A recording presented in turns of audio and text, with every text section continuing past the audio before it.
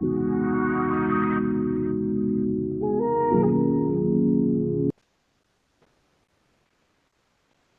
everyone. So we were doing chapter number 2, Physical Features of India. And we begin the chapter by developing a very basic understanding. और हम chapter को complete करने वाले हैं. We covered the major portion and we covered the main physiographic divisions. हमने दो physiographic divisions जो हैं वो cover कर लिए थे. फर्स्ट आपका Himalayan mountains and second the northern planes. ठीक है, ये हमने दो फिजियोग्राफिक डिविजन्स आके कवर कर लिए हैं. In the previous lecture we covered the northern plains. हमने लास्ट लेक्चर में नॉर्दर्न प्लेन्स कवर करा था. ठीक है, so without wasting any time today we will be having a look, a quick recap to what we did about northern plains. हमने northern plains के बारे में क्या पढ़ा था वो हम वापस से एक बार रिकॉल करेंगे so that आपका रिविजन हो जाए. Plus I also told you that we will be discussing some of the important questions related to the northern plains. है ना, northern plains से related हम कुछ questions भी देखने वाले हैं. So northern plains हमने शुरू करा था and we began by understanding कि इनकी formation कैसे हुई थी, है ना. northern plains की जो formation है वो कैसे हुई थी. So we began by developing an understanding about the origin, about the formation of the northern plains, and then we moved forward understanding about the extension, the length, the broadness of the northern plains. So here I have developed a mind map for you so that we can have a quick recall to what we did yesterday in the last lecture for the northern plains, right? सबसे पहले देखो हमने formation की study करी थी. We studied about the formation of the northern plains, जहां पर हमने आपकी बुक से देखा था कि 3 major river systems के interplaces की formation होती है. That is your Brahmaputra river, Indus river and the Ganga river. ठीक है, there are 3 major rivers. There are 3 major river systems, that is the Indus river, the Ganga and the Brahmaputra. इन तीनों के tributaries plus इनकी जो main stream है, इन तीनों ही reverse से आप ये देखते हैं कि पूरा आपका नॉर्दर्न प्लेन की फॉर्मेशन होती है. ये रिवर्स आपके साथ, ये रिवर्स जो नीचे आती है फ्लो करती हुई, तो ये अपने साथ में सेडिमेंट्स लेकर के आती है और ये सेडिमेंट्स ला करके इन्होंने इस पूरे बेल्ट में डिपॉजिट कर दिए थे. ओवर मिलियन ऑफ ईयर्स हमने देखा कि ये प्रोसेस कंटिन्यू रहा और जैसे जैसे यहाँ पर सेडिमेंट्स डिपॉजिट होते गए वैसे वैसे यहाँ पर एक फ्लैट प्लेन सरफेस का डेवलपमेंट हो गया. लेकिन ये पूरी तरीके से एक फ्लैट प्लेन सरफेस नहीं है. इसके भी हमने कुछ रिलीफ फीचर्स की स्टडी करी थी which were known as Bhabar, Khadar, Terai reason.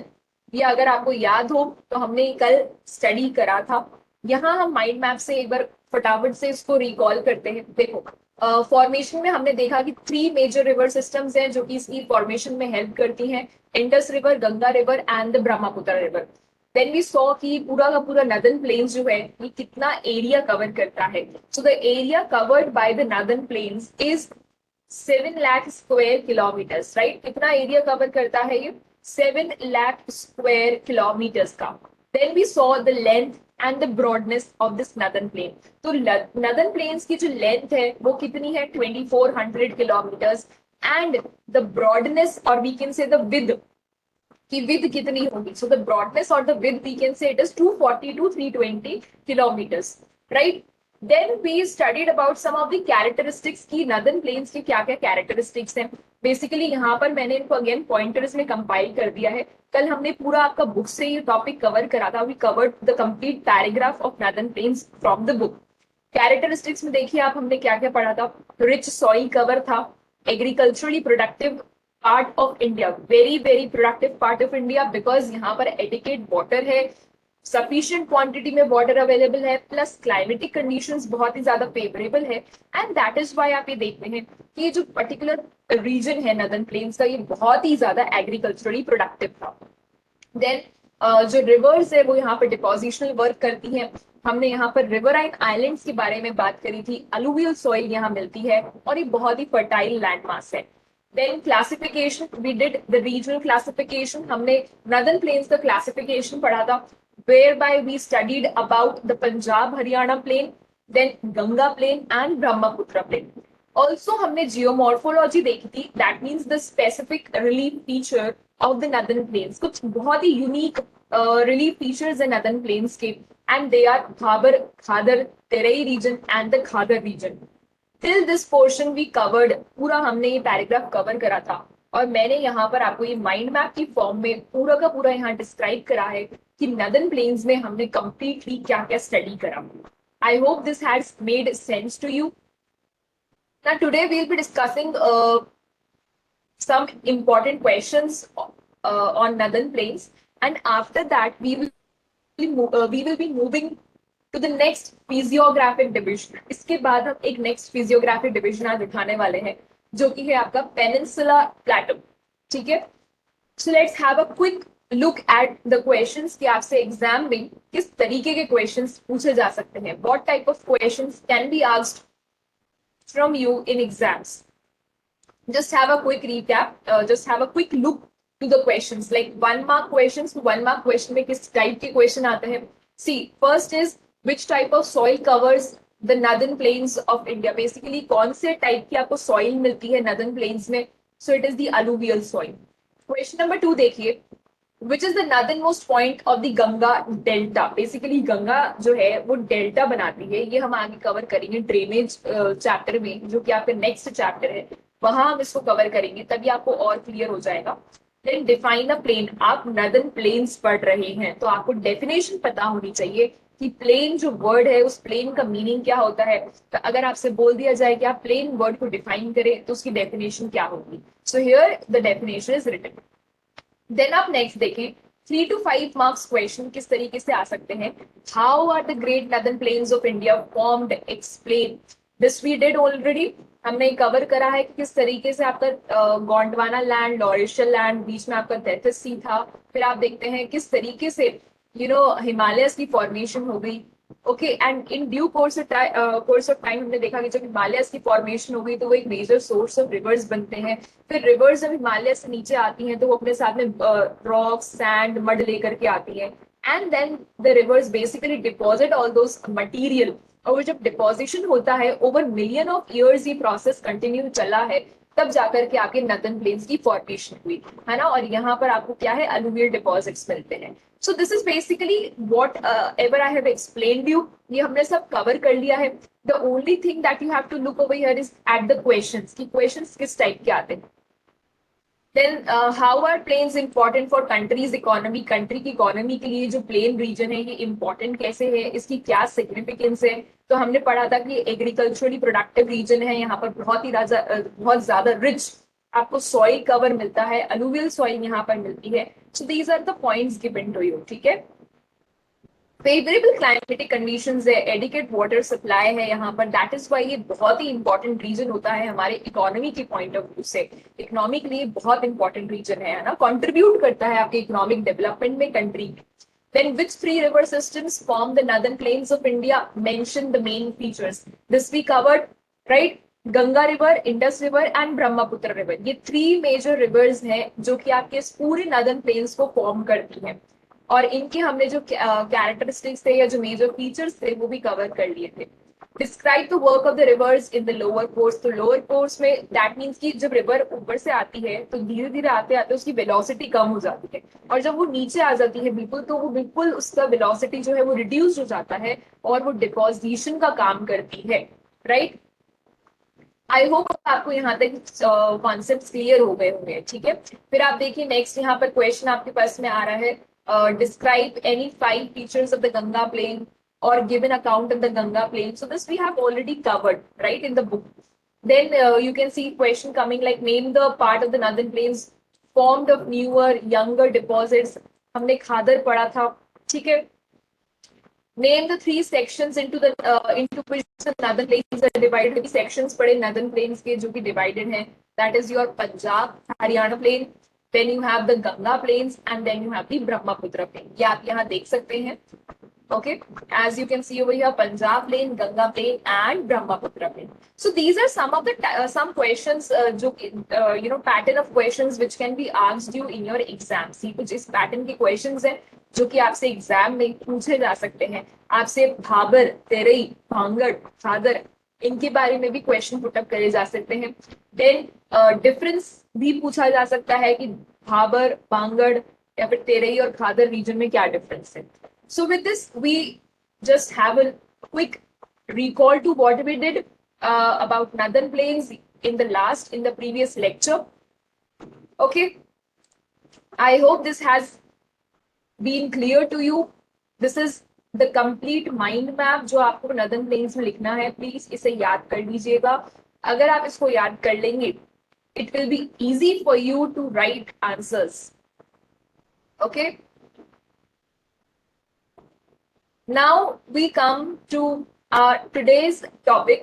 अब हम आज हमारे नेक्स्ट टॉपिक पर आते हैं। For today's lecture, we will be picking up our next physiographic division. आपका जो next physiographic division है, we have covered this particular portion. Now we are coming to the next physiographic division, and the next physiographic division is your peninsular plateau. ठीक है, अब next आपका physiographic division क्या है? Peninsular plateau.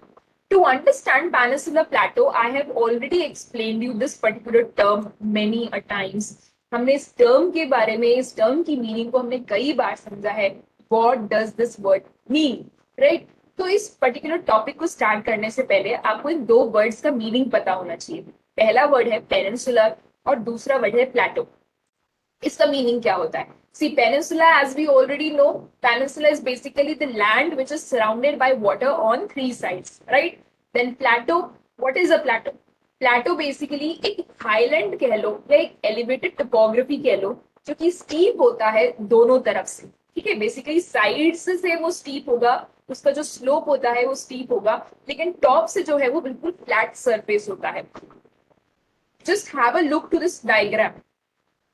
इस diagram को आप ध्यान से देखें और समझने की कोशिश करें कि ये देखो, ये जो है बेसिकली फ्लैट सरफेस है। ठीक है, ये पूरा का पूरा जो आपको दिख रहा है ये क्या है? फ्लैट सरफेस है। लेकिन यहाँ आप देखो ये क्या है? स्टीप। ये स्टीप आपको दिखाई दे रहा है। ठीक है, दैट मीन्स कि प्लेटो जो है वो कुछ इस तरीके का होता है, जहां आप देखते हैं कि ऊपर से ये फ्लैट होगा और ये हाईलैंड होता है, एलिवेटेड होता है। एलिवेटेड हाईलैंड मीन्स अपलिफ्टेड होगा, है ना? It is uplifted and it is a very flat surface. बस बेसिकली आप ये देखते हैं कि स्टीप होता है दोनों साइड से। ठीक है, so this is a raised platform with nearly levelled surface. Raised platform, levelled surface, और जो इसकी साइड्स होती हैं वो कैसी होती है? स्टीप होती है। ठीक है, okay. So now we begin with the peninsular plateau. And हमने आपका जो एक पैराग्राफ यहाँ पर लीव कर रखा था, जिसको हम पर्टिकुलर टॉपिक के साथ स्टडी कर रहे थे, पेज नंबर 8 पर मैंने आपको पहले भी बताया कि यहाँ पर आपको जो ये वाला पैराग्राफ दे रखा था, this was all about the origin of Himalayas, कि हिमालयस का ओरिजिन कैसे हुआ। ठीक है, देन हमने यहाँ से ये जो पैराग्राफ कवर करा, ये पैराग्राफ आपका था नदर्न प्लेन्स ऑफ इंडिया के ओरिजिन का, नदर्न प्लेन्स ऑफ इंडिया का फॉर्मेशन कैसे हुआ। अब आप देखिए यहाँ पर जो आपको ये लाइंस दे रखी है, this is all about peninsular plateau. Peninsular plateau की फॉर्मेशन कैसे हुई है, right? So see, the land of India displays great physical variation. Geologically, the peninsular plateau constitute one of the ancient landmass on the Earth's surface. Basically, जो आपका peninsular प्लेटो है ये ancient landmass है। पहले तो आप मैप में देखिए कि प्लेटो कहाँ है, कौन से रीजन की हम बात कर रहे हैं, कौन से फिजिकल फीचर की बात कर रहे हैं। मैप में देखिए, see we are talking about this third number physiographic division. This is your plateau region. ये पूरा जो आपको दिख रहा है ये ट्राइंगुलर शेप में, ये आपका क्या है? ये प्लेटो रीजन है।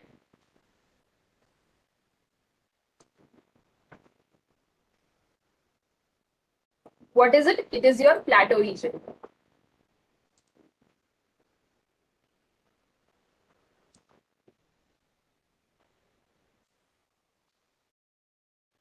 Just give me a minute. Okay.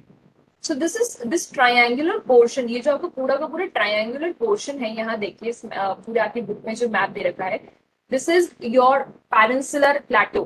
है ना। ये पूरा ही आपका क्या है, प्लेटो रीजन है। ये थोड़ा सा आप कह सकते हैं अपलिफ्टेड है, लेकिन ये पूरा फ्लैट है ऊपर से। So this is your peninsular plateau, we are talking about this particular landmass, ठीक है। तो ये जो आपका लैंडमास है, ये पेनिनसुलर प्लेटो जो लैंडमास है, ये बहुत पुराना लैंडमास है। It is one of the ancient landmass, ठीक है। And also for your information you should know that ये जो पोर्शन है, ये किसका पार्ट है? This is the part of your Gondwana land. If you remember, हमने गोंडवाना लैंड पढ़ा था।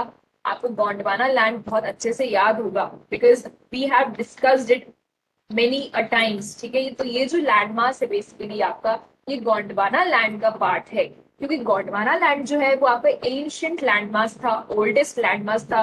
जब वो पैंजिया आपका दो पार्ट में ब्रेक हुआ, एक लॉरेशिया एक गोंडवाना, से जो गोंडवाना लैंड था ना आपका, ये गोंडवाना लैंड की ड्रिफ्टिंग से ही आज आपकी प्रेजेंट डे इंडिया की लोकेशन है ना। तो जो आपका डेक्कन प्लेटो वाला रीजन है, this complete Deccan Plateau region is actually the part of the Gondwana land mass, ये गोंडवाना लैंड का ही हिस्सा है।